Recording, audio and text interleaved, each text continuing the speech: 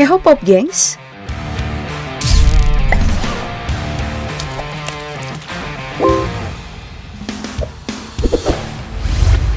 Jadi atlet emang bisa jadi impian masa muda banyak orang. Apalagi di Indonesia apresiasi terhadap olahraga udah lumayan banyak. Contohnya saja di Asian Games 2018 kemarin, Presiden Jokowi bahkan secara langsung menjanjikan status PNS dan uang tunai ratusan juta rupiah pada mereka yang berhasil meraih medali emas. Makanya, banyak orang yang mati-matian untuk latihan dan jadi jago. Tapi ngomongin jago, ada beberapa atlet nih yang saking jagonya, mereka itu sampai maksa federasi buat aturan baru.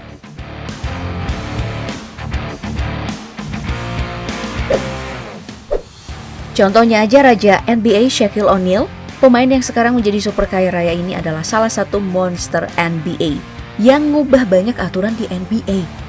Dengan berat 147 kg dengan tinggi 2,16 meter, pria berkulit hitam ini memang menjadi salah satu legenda paling menakutkan di NBA. Setiap dia masuk di bawah ring, persentase poin yang dihasilkan bahkan mencapai 80%. Saat bermain membela Lakers, Shaq mengatakan hampir 30 poin setiap game dan menjadi pemain dengan pin individu terbanyak di masanya. Saking kuatnya O'Neal, di masa tersebut banyak center yang kewalahan dan terlanjur emosi.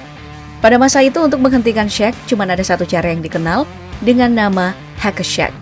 Secara teknis, cara ini dilakukan dengan sengaja melakukan pelanggaran pada Shaq agar dia melakukan free throw yang merupakan kelemahan utamanya. Namun hal ini kemudian diatur oleh NBA dan melarang pemainnya sengaja melakukan full di 2 menit terakhir kuarter 4 pada pemain yang tidak megang bola. Nah, karena fenomena ini NBA membuat Shaq kembali bersinar dan harus menerapkan beberapa aturan tambahan lagi. Pada musim 2000-2001, strategi defense zone yang pernah dilarang oleh NBA kemudian dibolehkan untuk diterapkan. Hal ini hanya untuk satu hal, yaitu menghentikan Shaq berada di bawah ring menggunakan 3 atau lebih orang. Selain aturan dalam permainan, ada juga hal lain yang harus diganti NBA, yaitu material ring dengan baja. Hal ini dikarenakan O'Neal udah sering menghancurkan ring saat pertandingan berlangsung dengan aksi slam dunk-nya. Bedeh, emang ngeri ya bapak ini?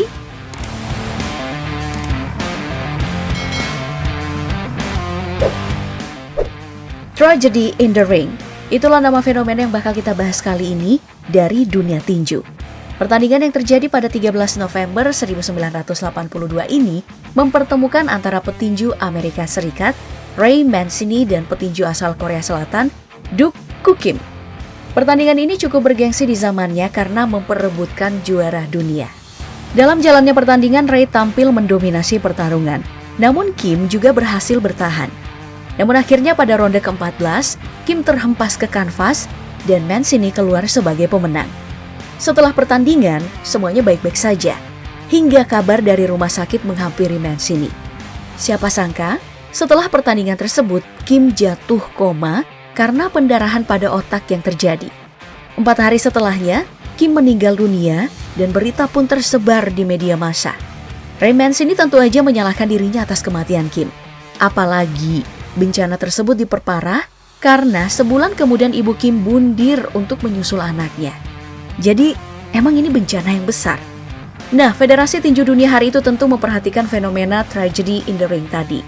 Hasilnya mereka mengubah jumlah ronde perebutan juara dari yang dulunya 15 hingga 12 ronde saja. Hal ini dilakukan untuk mengurangi resiko cedera berlebihan pada petarung karena makin lama pertarungan, tekanan juga makin tinggi.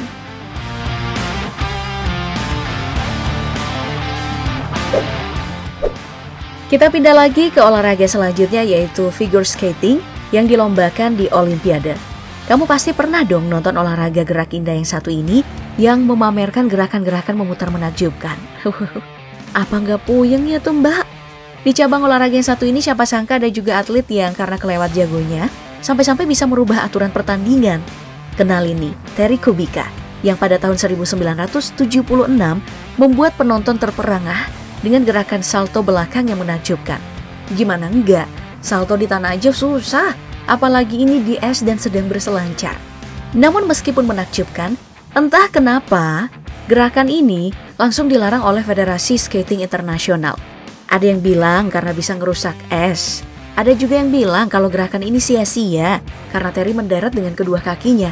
sedangkan figure skating cuma menghitung gerakan lompat jika mendarat dengan satu kaki. Namun itu tidak sepenuhnya benar, karena seorang figure skating perempuan bernama Surya Bonali yang mengidolakan Terry berhasil salto dengan satu kaki yang mendarat sempurna. Jadi, emang aturan ini wajar jika dianggap tidak masuk akal dan tidak beralasan.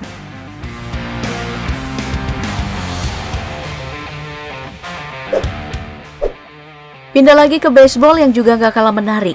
Di olahraga ini, ada pemain bernama Pat Venditti.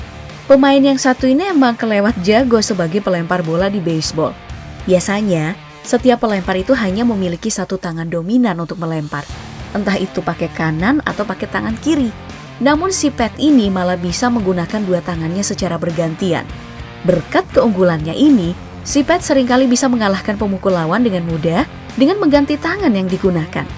Nah, karena si Pat ini terlalu jago dan banyak pemain yang ngeluh, federasi pun mengambil langkah dengan membuat aturan baru.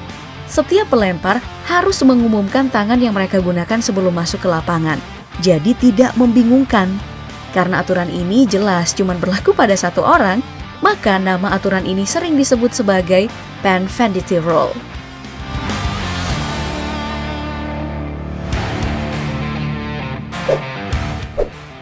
Ngomongin soal olahraga, baiknya kita ngebahas golf juga nih, yang jadi salah satu olahraga mewah di dunia.